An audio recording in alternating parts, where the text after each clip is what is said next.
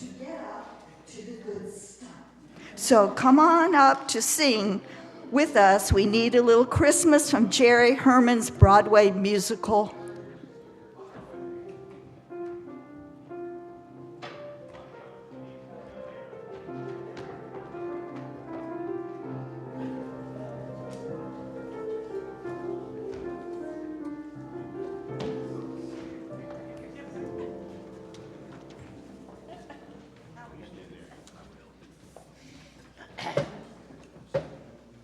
Good job,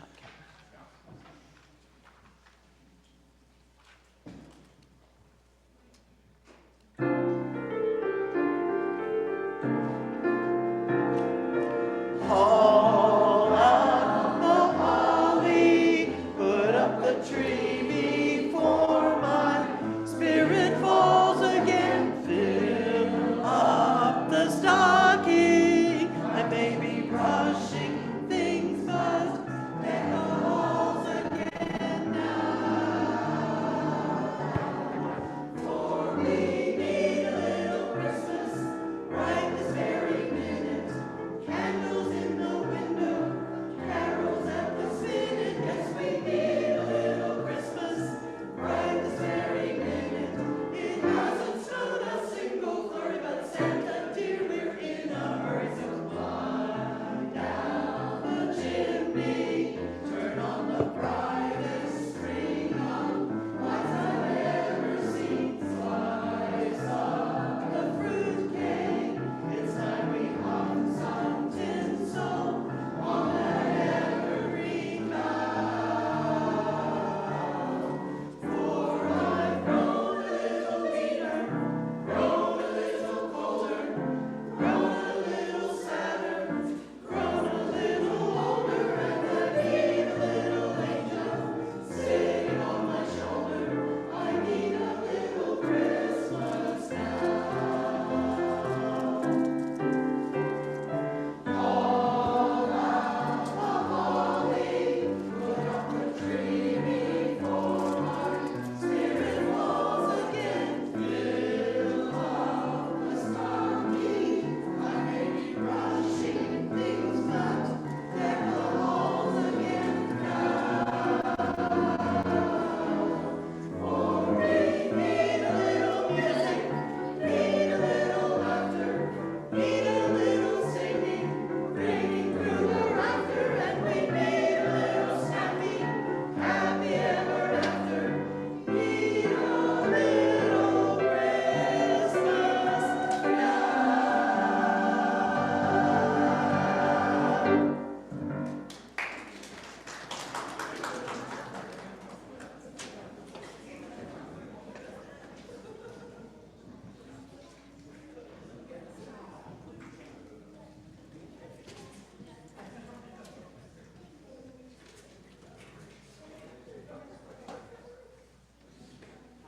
Well, thank you, Susan and Jane and the Tuesdays Choir.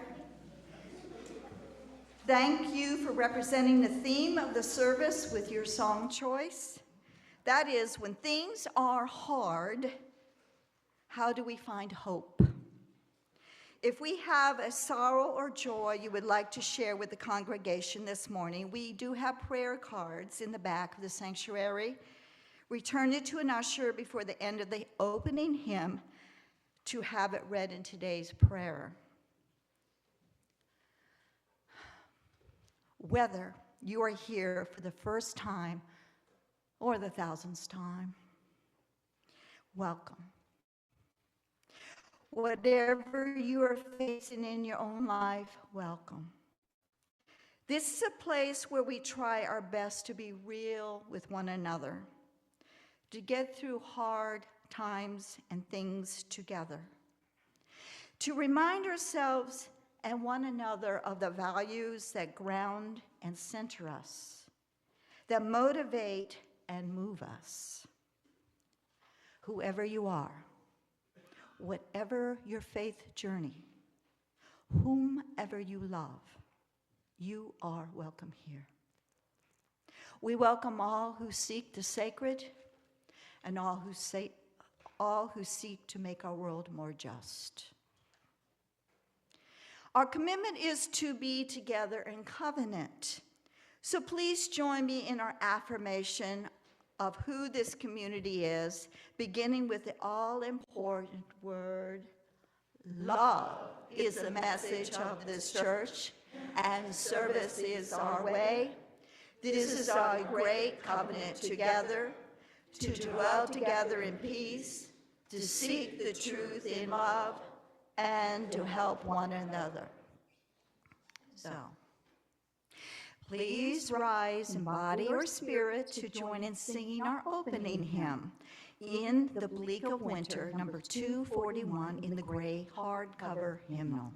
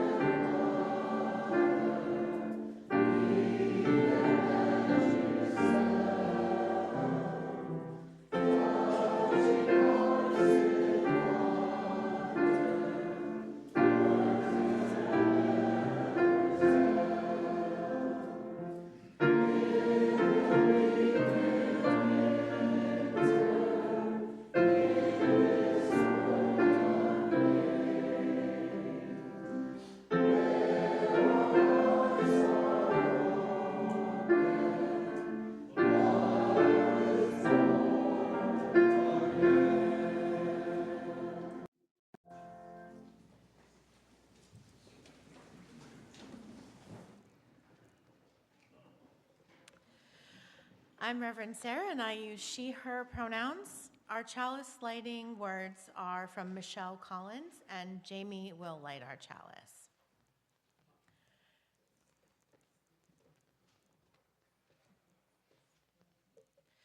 Hope as an act of resistance. In times when despair feels reasonable and cynicism seems wise, we gather to practice radical hope. Not passive waiting, but active defiance against forces that would diminish our humanity. Together, we choose hope as resistance, imagination as rebellion, and love as our most revolutionary act. Come, let us worship together. Join me now in a time of meditation and prayer. You can find a comfortable place for your body, whatever that means to you. Notice your breathing and find a center. Take a moment to just be, allowing stillness to settle in.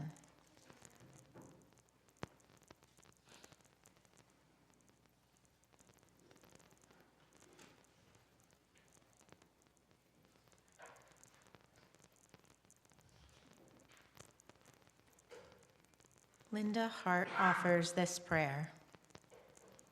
In the quiet of these moments, let us take a common breath, unclench, and open to each other and the Holy One we call by many names. We arrive in these moments bearing the whole of our lives. We bring with us the worries and troubles of our days, sometimes overwhelming, loss beyond words, and pain and struggle known only in the deepest places in our hearts. Here in the quiet, joined with each other, may we release our hearts from them and find a moment of peace. We come to these moments with the freshness of love, the grace of small treasures, with hope and faith, knowing well the promise of the dawning day, even in the darkest nights. Here in the quiet, may we lift up our hearts in gratitude for the gifts of our lives, pausing in thanksgiving.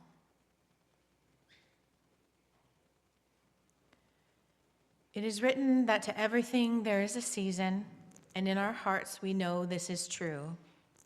As the earth spirals towards the solstice, let us open to the blessed darkness, praising renewal that comes as the light slowly returns. Amen. We hold in love and light the family of George Tillman, who passed away this weekend. George and his husband Lloyd were early members of UUCC. Please hold them in the light.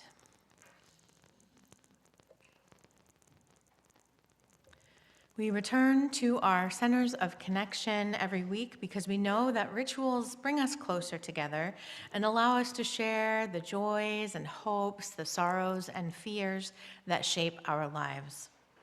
It tends to be slightly lengthy, so settle in, get some contemplative moments going as we share the experiences of lighting candles and placing stones. You'll light a candle for your hopes and joys and place a stone for your sorrows and fears. So in a moment, I'll invite you all to come forward to participate in this, but before I do, I want to invite those who are participating online wisely to, not you all aren't wise, it's just, it's not great out there. Invite you all to participate in this ritual by adding your name with stone or candle or both so that we can include you later. And if you need a candle lit for you, Beth will light a candle for you. Go ahead and raise your hand and she will do that.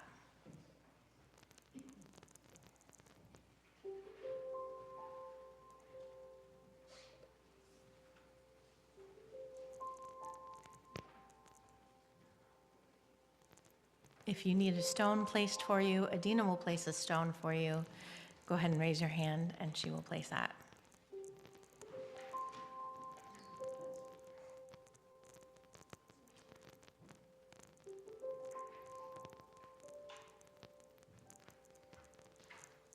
Now, if you're in the room, I welcome you to rise. If you'd like to light a candle, come around this way and get your candle from Beth. And if you are doing a sorrow or fear, come down the center aisle to place your stone. And feel free to do both. You can switch around.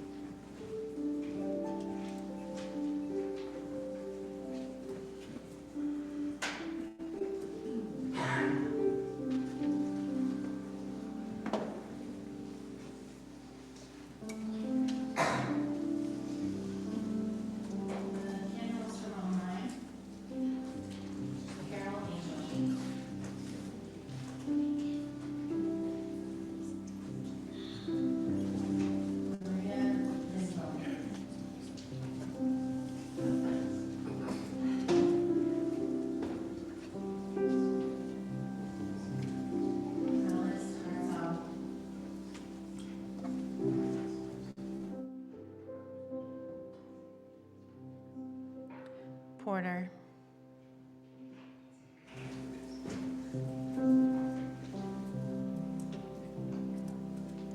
Elaine Cacciatore.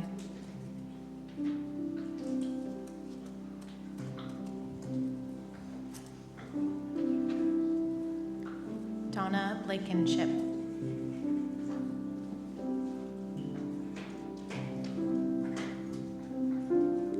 Stephen and Cassandra.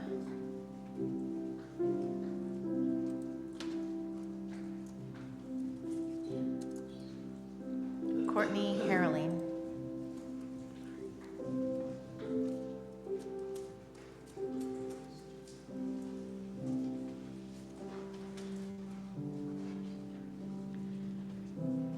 Dorothy Fillmore.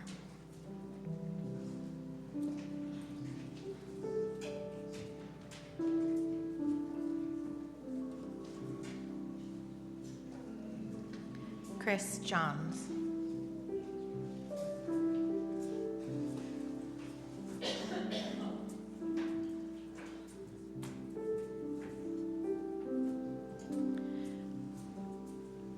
We place stones now for our online compatriots.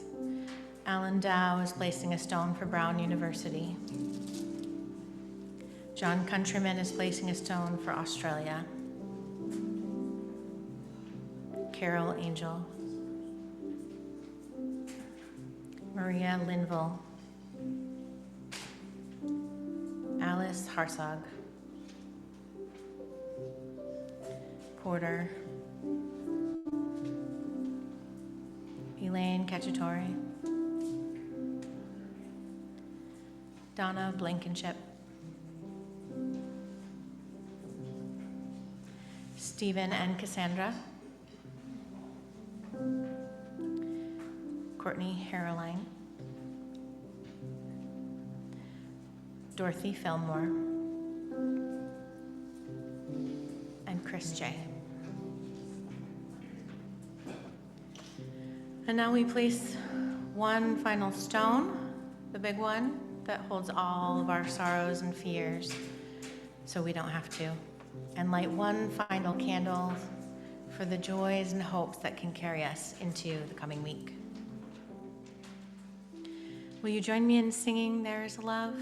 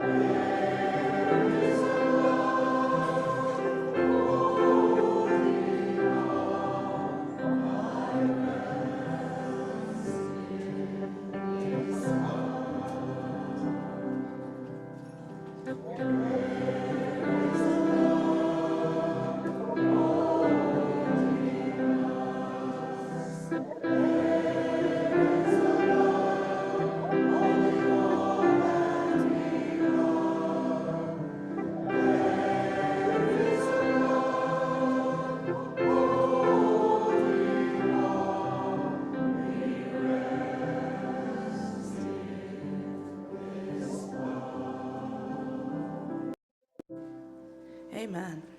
And look at all the joy. Yeah. My name is Adina Danuf. I use she or they pronouns, and I am your director of Lifespan Religious Exploration. This month, we're talking about the theme of choosing hope. And we've entered what many people think of as giving season, right? The giving season of the year. And people seem, on average, to choose to be more generous or focus on giving to others, and that sentiment can make us feel more hopeful. Maybe. I'm seeing some nods, okay. But the giving can often end up being just stuff. Just stuff.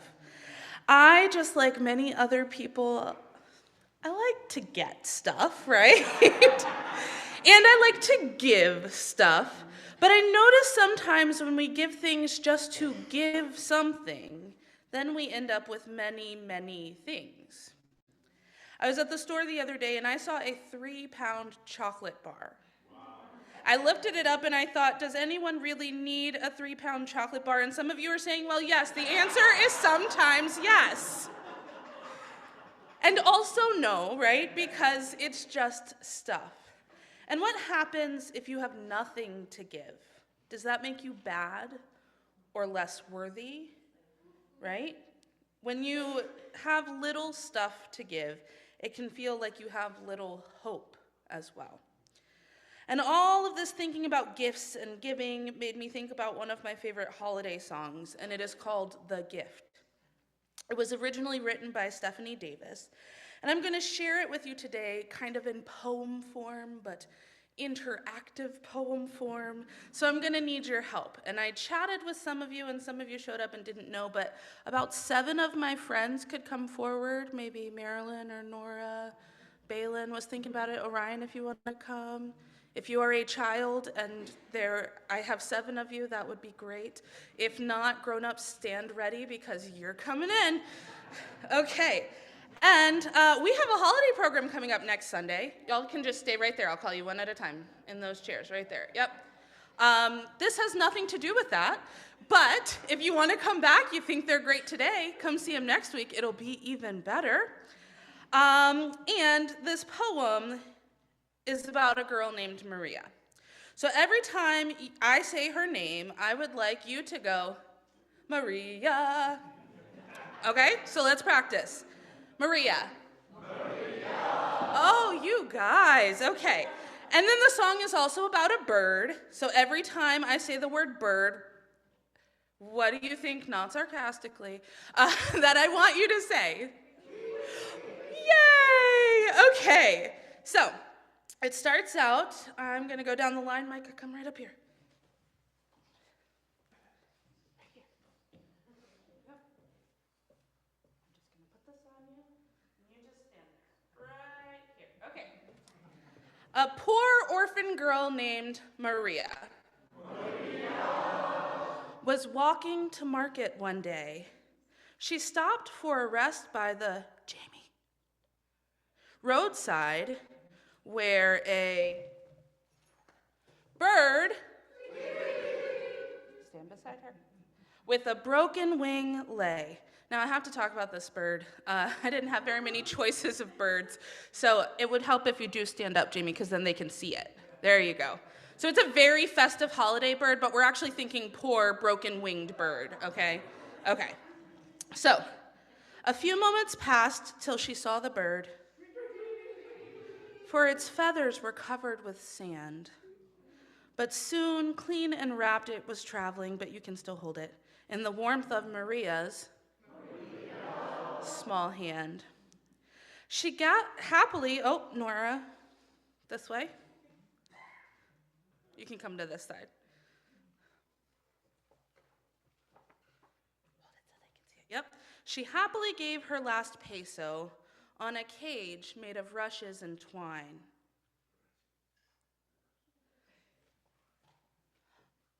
And she fed it loose corn.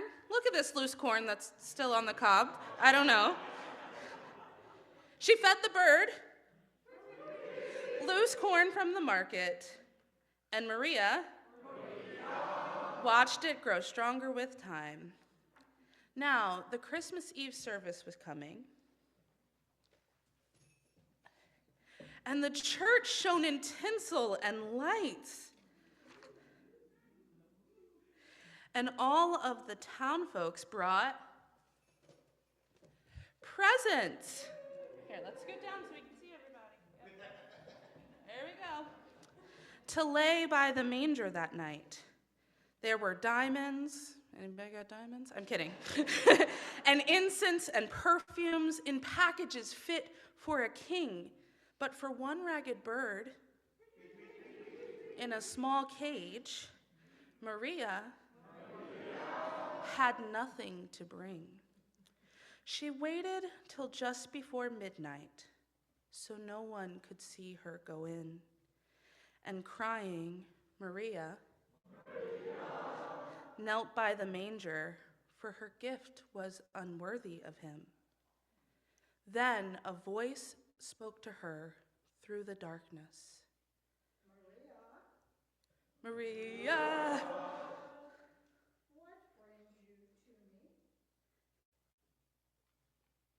If the bird Tweet, tweet, tweet, tweet, tweet. in the cage is your offering, open the door. Let me see. And though she trembled, Maria did as they asked her, and out of the cage the bird flew, soaring up into the rafters on a wing that had healed good as new. Susan, sorry, I said if kids weren't here, you had to jump in.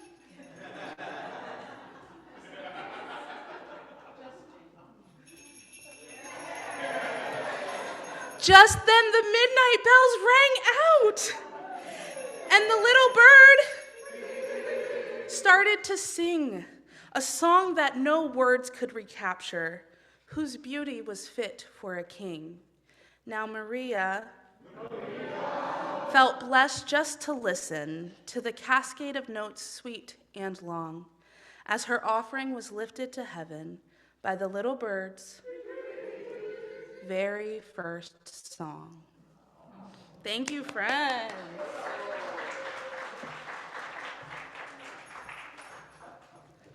I do have to review the end of the story, but they did great, didn't they?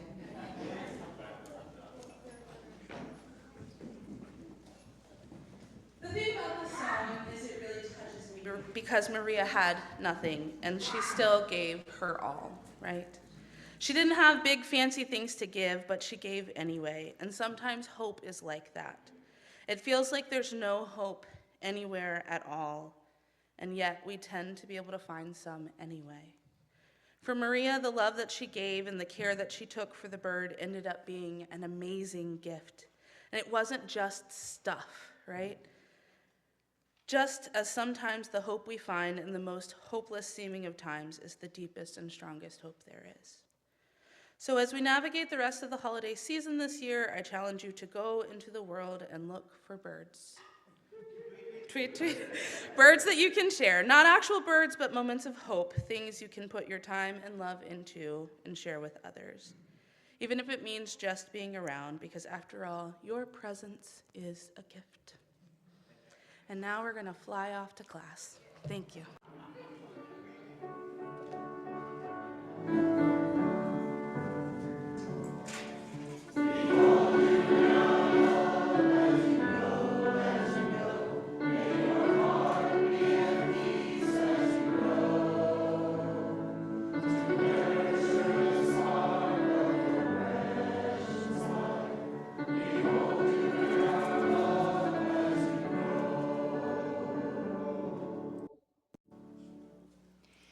Please join me in our offering and acknowledging all the ways we give to our church and this world. We give because this is our church, and we value what it does for us, to us, and through us to our community and the world. May there be an offering to sustain grow the life and mission of this church inside and outside its walls. May we give in love and in hope.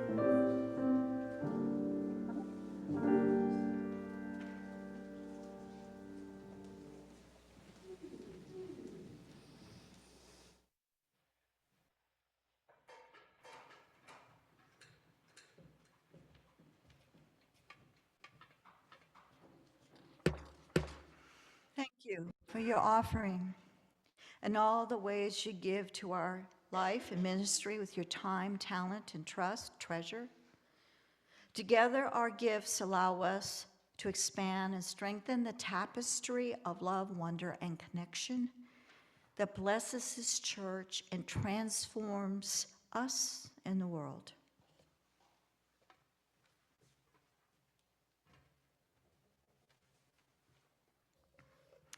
Our reading is Christmas Comes Whether You're Ready or Not by Cynthia Fredo. I am always in a bit of a shock when December 1st arrives on the calendar. I always feel like there should be at least another week beyond Thanksgiving before I can contemplate the next holiday. I think, however, that beyond the incredible demands of the season, the hardest part to reconcile is that the heart is not always in sync with the angels' presents, babes in a manger, and the ho, ho, ho that is Christmas. Sometimes it feels like you just go through the motions because that's what is expected. Sometimes I wish Christmas would take a vacation and return midwinter next year. Yet there is something compelling about the fact that Christmas comes no matter what. The celebration of the birth of Jesus comes no matter the season of your heart. The Prince of Peace, the baby that would bring a message of universal equality, compassion, forgiveness, and love is reborn again and again and again. No matter our state of mind or being, indeed in spite of it, perhaps that is the real miracle of this season, that hope and possibility cannot be denied. As I contemplate the state of the world at this moment in time, I cannot think of anything more needed than a reminder of our potential to bring peace and healing and possibility to our lives. We don't always feel it or see it or think it is there. But then there comes Christmas, even when we aren't ready to receive it. A reminder that no matter what season of the heart that we are in, no matter what struggles or grief are consuming us, Christmas will not let us forget the light that was born in us, even the darkest night of our souls. So even if you can't deal with all the razzle-dazzle and expense of the holiday, at the very least, open the inn door and prepare the manger of your heart for the gentle but powerful message that is seeking to be reborn in you. Never forget that you are a child of the universe. And where there is life, there is light and love and hope waiting to be reborn again and again and again. So turn on some twinkling lights. Pour yourself a glass of eggnog, or not, and wait for that angel chorus to announce your heart's rebirth. And now, the choir is going to sing a new arrangement of a familiar carol called "It Came Upon a Midnight Clear." This carol has UU roots, as the poem was written in 1849 by Edmund Sears, pastor of the Unitarian Church in Wayland, Massachusetts.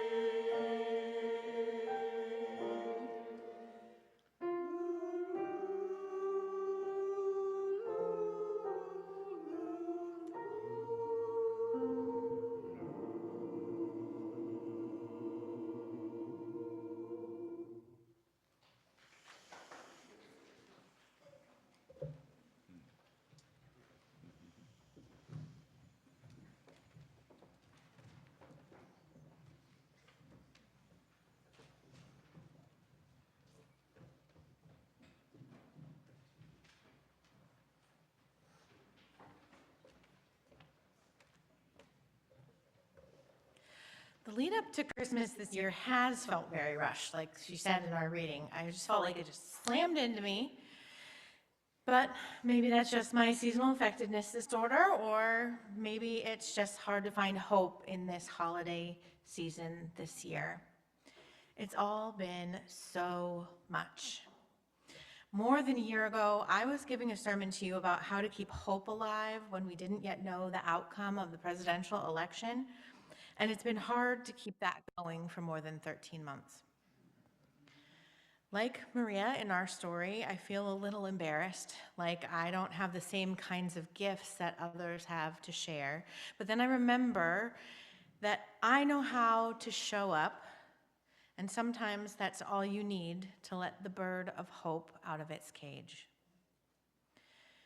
For me, hope is feeling more like a caged bird this year, as Emily Dickinson wrote, a quiet singing that keeps me company through the dark than the feisty sewer rat climbing and clawing for scraps for good things that still carry us through the world, as Caitlin Seda writes in her poem. Hope is not a bird, Emily, it is a sewer rat. Hope is not the thing with feathers that comes home to roost when you need it most. Hope is an ugly thing with teeth and claws and patchy fur that has seen some stuff. It's what thrives in the discards and survives in the ugliest parts of our world, able to find a way to go on when nothing else can even find a way in. It's the gritty, nasty little carrier of such diseases as optimism, persistence, perseverance, and joy. Transmissible as it drags its tail across your path and bites you on the butt. Hope is not some delicate, beautiful bird, Emily. It is a lowly sewer rat. And the rest of the poem you should read for yourself. It doesn't really work in this setting. Seda reminds us that hope has the potential to be more than some pretty little bird in a cage singing happy songs in our souls. No, hope can be a feral creature, if not a rat ripping through the garbage of our lives to find the way to survive. If it has to be a bird, and since we're on the bird metaphors already, bird, tweet, tweet, right? Okay. If it has to be a bird, let it be a crow, cawing loudly in our ears and prodding us onward towards the shiny treasure of a possible future. Hope is a creature that spreads those pesky little things like optimism and persistence and perseverance and joy. And hope, when not a songbird, when we can free it from its cage, is a wild thing that comes and goes with its own will. But we certainly can do something to encourage hope to come to us, like those people that befriend their local crows by putting out peanuts and other things, and then the crows bring them gifts of shiny objects. We can befriend hope like that, feeding it and practicing turning towards love so that it will bring us the little shiny glimmers of hopeful, lovely things that keep us going. Our UUA president, the Reverend Dr. Sophia Betancourt, shared a message with all UUs this week. Some of you may have received it, but we're going to hear it soon. And she reminds us that hope is a practice, and it's a shining reflection of the hope in the world.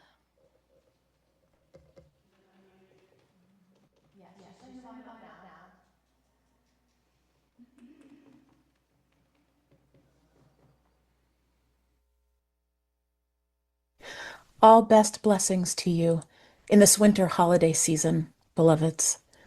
I'm the Reverend Dr. Sophia Betancourt. It is my privilege to serve as president of your Unitarian Universalist Association.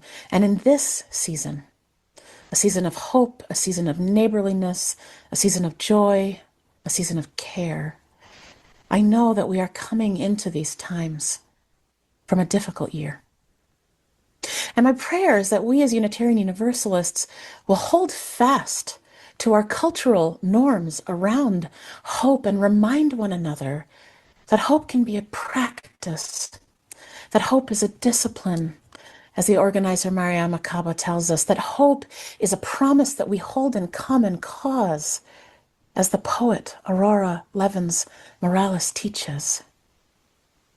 Hope draws from our historical grounding as Unitarians, Universalists, and Unitarian Universalists. And in times of change, times of deep division, in our faith communities and in the world around us, we hold fast to a posture of hope and use it to drive our commitment to action.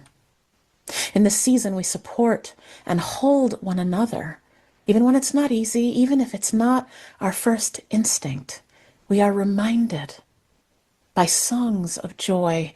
We are reminded by teachings on the dying light and its return. We are reminded by stories of hope being born into the world. We are reminded, beloved, to work for the full equality of our immigrant neighbors. We are reminded to seek truth in one another. We are reminded to find the sacred in a breadth of stories, each of them meaningful in our human condition.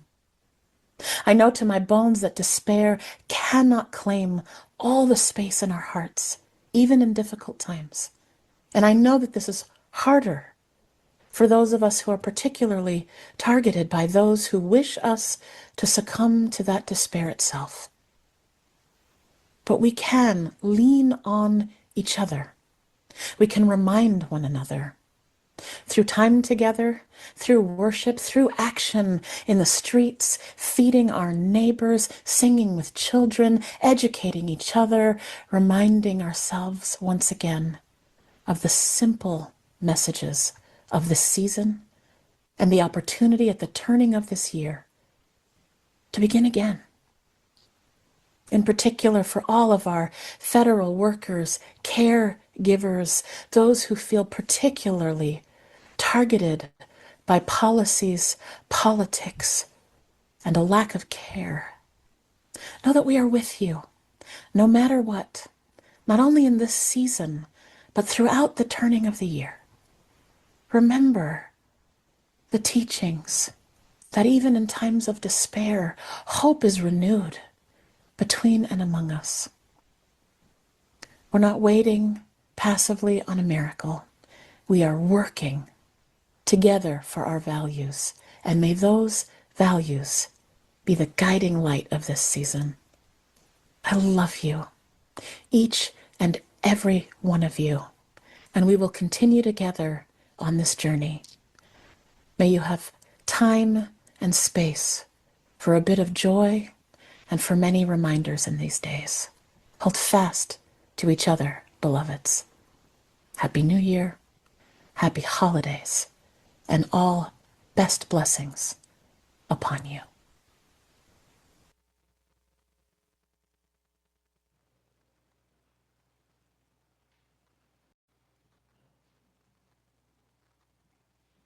Just like the Reverend Dr. Betancourt said, Rebecca Solnit reminds us, hope is not a solitary endeavor. It's a collective movement fueled by the belief that we can create a better world together. This is the way, I believe, the way that the world will continue to shift toward community care, toward collective care. It's how humans have survived of these oh so many generations, helping each other. We've lived with the illusion of separation so long that we begin to believe that we have to be independent and not bother other people with our needs. Then we forget that we are deeply interdependent, unable to function in the world without each other. And we all have something to offer, even if it's a little songbird of hope instead of a sewer rat. But Christmas isn't supposed to be about joy for the whole season, actually. In the Christian calendar, this is the time of Advent, which is more of a waiting, patience, anticipation time, waiting for the joy to return to the world. In the biblical text, there isn't a lot of joy or hope right now in the story. Mary and Joseph are traveling and getting ready to give birth to their first child in an unknown place, far away from their home because they're being forced to travel because of some very terrible laws. The shepherds are terrified when visited by angels, and the wise travelers are trying to follow a star in the sky, and it keeps getting light out. It's kind of a downer. But the one thing they have in common is the anticipation of something momentous happening. It's hard times, but something better is coming. And hoping above hope that what little parts we have to play can make a difference in the bigger picture of the world.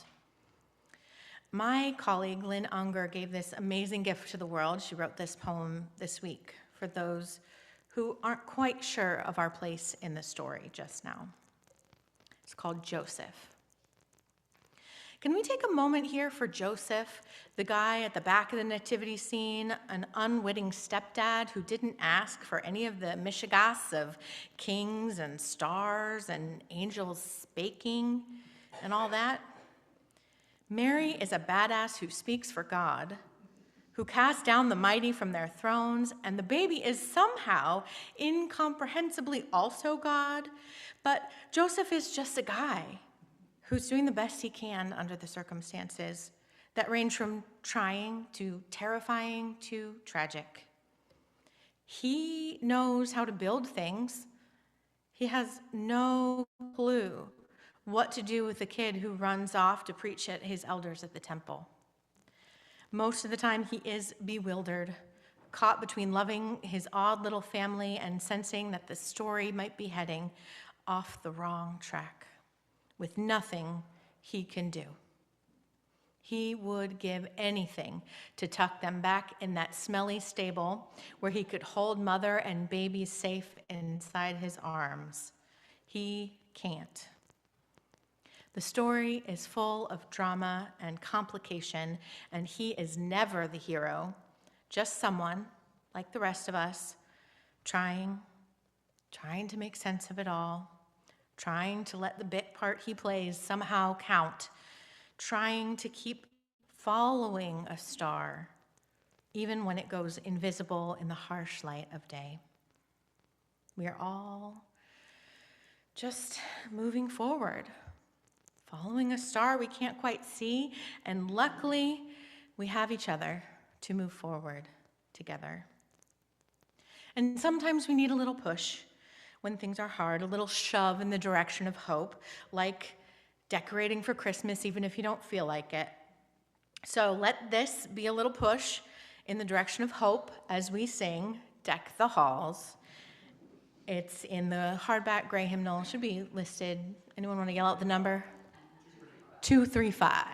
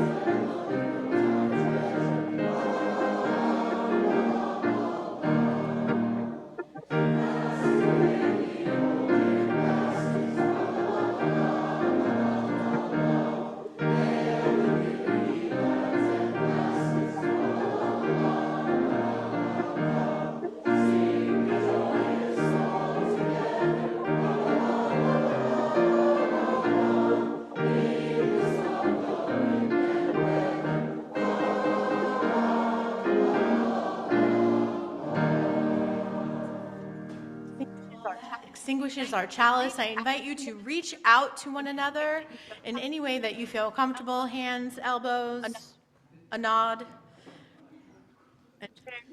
and share in this closing time. When you go, remember to find and celebrate and practice hope. When you go, go in peace. Salam and shalom. Leave this place knowing that you are good and knowing that you are loved. Blessed be. Take your dark and your light and your love from this place and share them with the world. And stay safe until we meet again. And stick around in the sanctuary and enjoy the sanctuary choir singing us out with Carol of the Bells.